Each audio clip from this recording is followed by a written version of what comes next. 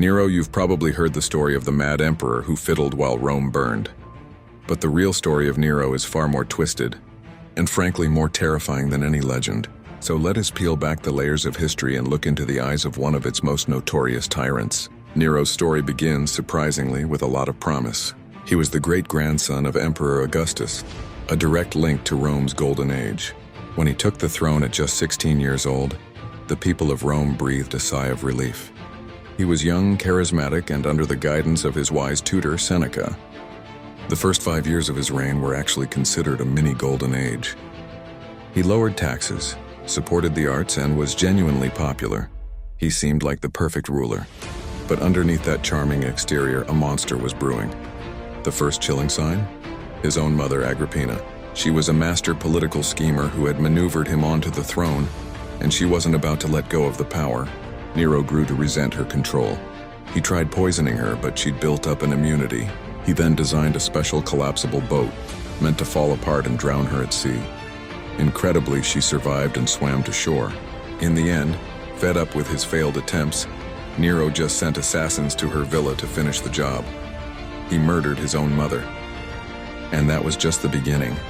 The floodgates of his cruelty burst open. He forced his tutor Seneca to take his own life. He had his first wife, Octavia, executed so he could marry his mistress.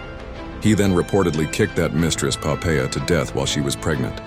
His paranoia and ego knew no bounds. He saw himself as a divine artist, forcing senators and nobles to sit through his excruciatingly long lyre recitals.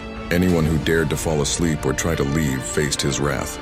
Then came the year 64 AD, the Great Fire of Rome, a massive blaze that raged for over a week, destroying 2/3 of the city. The rumor that Nero started the fire himself so he could build a lavish palace, his golden house, spread like, well, wildfire. While historians still debate if he was responsible, what he did next is undisputed. To deflect blame, he needed a scapegoat, and he chose a small, misunderstood religious sect, the Christians. His persecution was sadistic even for Roman standards. He had Christians coated in tar and set on fire, used as human torches to light his garden parties. He had them torn apart by dogs in the arena. It was a level of brutality that shocked even the hardened citizens of Rome. Eventually, the people in the army had enough. The empire turned on him. Governor after governor declared him a public enemy. Deserted by his guards, Nero fled the palace, a pathetic figure hiding in a villa just outside the city. As his enemies closed in, he couldn't even bring himself to end his own life. He had to beg his servant to help him, whimpering his famous last words, "Qualis artifex pereo." What an artist dies in me. So Nero wasn't just a bad emperor. He was a chilling case study in how absolute power, mixed with unchecked narcissism and paranoia, can corrupt absolutely. He began as Rome's golden boy and ended as its ultimate nightmare. A legacy of blood, fire,